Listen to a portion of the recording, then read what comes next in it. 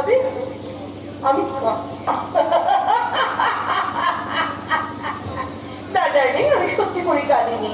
ওই কান্না কান্না অভিনয় করে পাগলা প্রভাবটার মনটা ভুলিয়ে নিয়ে তোমাদের প্রয়োজনে কাগজ করে সই করিয়ে নিতে চাইছিলাম। তোমার তাহলে সই করবে, তোমার তৈরি করা দলিলে সে সই করবে। শুধু কয়েকটা দিন অপেক্ষা করে ডার্লিং। হ্যাঁ ঠিক আছে ঠিক আছে, জয় গুরু জয় গুরু। তুমি একা একা এখানে তুমি একটু বসো, বসে গুরু মন্ত্র জপ করো, আমি একটু আসছি। কোথায় যাচ্ছ? আরে বাবা, একটা পাগলের সঙ্গে ভালোবাসা খেলা খেলছি।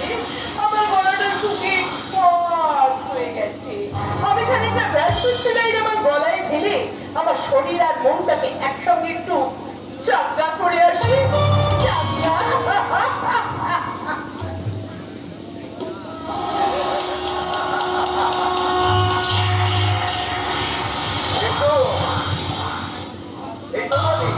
এই তোমাটি হচ্ছে আমার টোটাল মেশিনারির একটা পার্ট।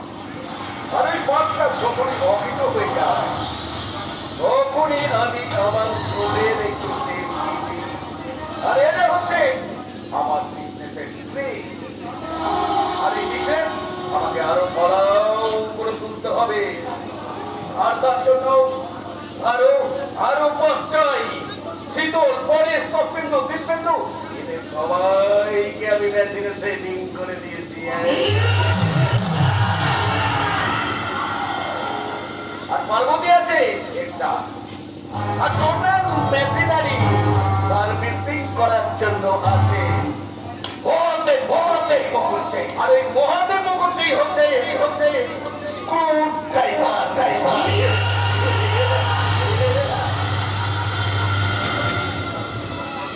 আর অতিরিক্ত যন্ত্র হিসাবে আছে কে?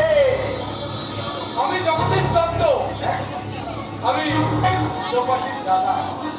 আমাকে চিনতে পারছেন স্যার? জয় গুরু জয় গুরু। নিশ্চয়ই চিনতে পারছি জগদীশ বাবু।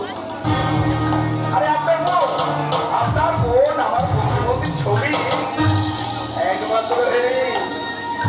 আরে দেখুন না তার কত টাকা ব্যাংক ব্যালেন্স, গাড়ি বাড়ি ফ্ল্যাট, আর আপনার কিচ্ছু নেই। কত গরিব। তাই আমার গুরুদেবের আদেশে আজ থেকে আমি আপনাকে আমার এই গ্রিন ভিউ হোটেলে ম্যানেজারে বহাল করলাম। যান ভেতরে গিয়ে আপনার চার্জটা বুঝে নিন। চার্জ বুঝে নেবার আগে আপনাকে একটু বুঝিনি স্যার। আমাকে বোঝার কিছু নেই। জয় গুরু জয় গুরু। আমি নিষ্ঠাবান গোস্বামী ব্রাহ্মণ। আমি স্পর্শ করি না, মন দেখি তা জানি না। আর তরু নারী আমার কাছে মায়ের মতো। আপনি মানুষ নন স্যার, আপনি মানুষ রূপী দেবতা। আপনি সংসারের এক সর্বত্যাগী সন্ন্যাসী। জয় গুরু জয় গুরু। আপনার ভক্তি দেখে আমি আমার বোনকে দিয়েছি, নিজেকে দিয়েছি, সঙ্গে নিয়ে এসেছি ভাই এবং স্ত্রীকে। দয়া করে আপনি ওদের দেখবেন স্যার। হরে কৃষ্ণ কৃষ্ণ কৃষ্ণ হরে হরে, হরে রাম রাম রাম হরে হরে। দেখবো বই কি আমি দূর থেকে তোমার বউটাকে আমি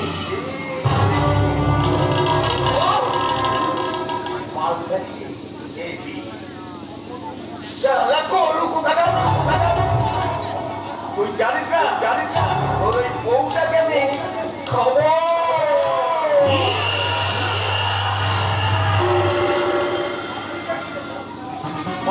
মাংস পথ ছাড়া আমার একটা জীবন চলে না। বউটা কোথায় গেল?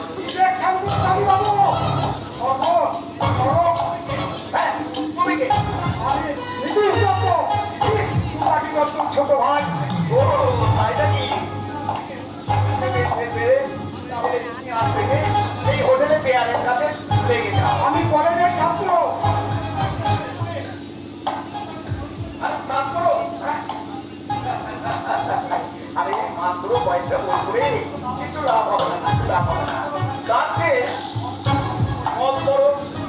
মাংস করো, মেয়ে মানুষ করো, দেখবে করতে করতে একদিন তুমি অনেক উপরে উঠে গেছো। উঠে দাঁড়িয়ে এই কাকাবাবুর মতন প্রতিবাদহীন মুভমেন্ট হয়ে যাব না। আমি উঠে দাঁড়িয়ে অন্যায়, অত্যাচার আর অবিচারের বিরুদ্ধে ডাইরেক্ট ঘোষণা করবো। একই দাঁড়ি পাল্লায় দুদিকে জগদীশ আর একদিকে নীতিশকে চাপাতে না তাহলে আপনি ভুল করবেন।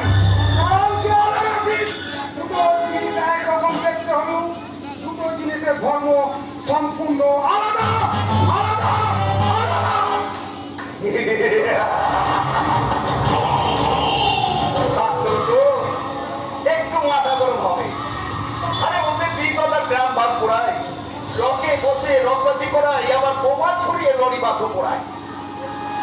আবার ওদের মোল্লায় আমাদের হোটেলে যে নাচ করে মক্কায় মদ খাওয়াতে খাওয়াতে একেবারে বিষাক্ত মদ হয়ে ওঠে। মনে করে মনে করে আমারও বউ ছিল একটা বিষাক্ত মদ। যখনই যখনই সারা আমি এই বোতলটাকে ধরতে যাই তখনই তখনই আর পক্ষে বোতলটা আমার পড়ে যায়। তাই আমি ওই পরেশকে দিয়ে ওই বোতলটাকে ভেঙে টুকরো টুকরো করে দিয়েছি। ফেলবেন না ওই বোতলের যদি অবশিষ্ট আমার এই পেয়ালাটাই দিন। বোতলটা মরে গেছে ব্যয় মশাই, আমার কাছে নেই। আমার জীবন্ত পেয়ালাটাই তিনি দারুণ বিপদ। ওটাকে আজ ছেড়ে ভেঙে দিন ব্যয় মশাই। কেন? কারণ বোতলটাকে রক্ত ভাগড়ে উঠাতে আমার সেই 7 টাকার সন্তান পেয়ালাটাকে এমন থাকতে গরম 7,000 টাকার সন্তান হবে না আর 7 লক্ষ টাকা আগুনেও বলে না।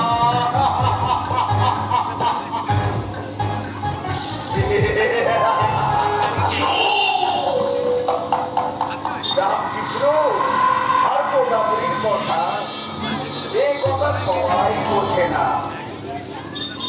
আমি বুঝবো স্যার, আমি বুঝবো। আমার আমার ওই নেগেটিভ ফিল্ম যখন পর্দায় দেখানো হয় তখন তাদের ছায়া দেখা যায় কিন্তু কান্না দেখা যায় না। অস্থি চোখে পড়ে কিন্তু মাংস চোখে পড়ে না। যেমন আপনি আমি আজ আমরা নেগেটিভ হয়ে গেছে। আমি নেগেটিভ হতে চাই না। আর আমিও তোমাকে নেগেটিভ হতে দেবো না। না না না না, জীবন নিয়ে নোংরা খারাপ ফেলতে আমার ভালো লাগছে না। ভালো কথা দয়া করে আপনি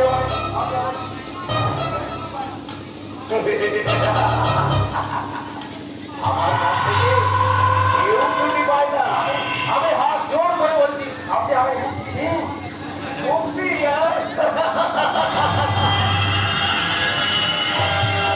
আমার কাছে মুক্তি মানে মৃত্যু। এবং জয় গুরু, জয় গুরু। যারা আমার দলের লোক তারাই আমার কথা বুঝতে পারে।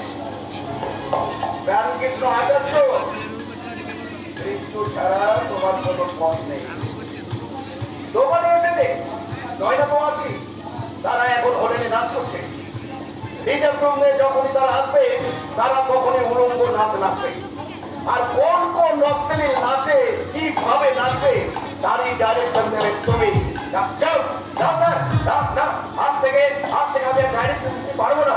আমার সব কায়দা শেষ, সব কম্পোজিশন যে মিথ্যা হয়ে গেছে। আজ থেকে আমি শুধু বোবার চরিত্রে অভিনয় করবো।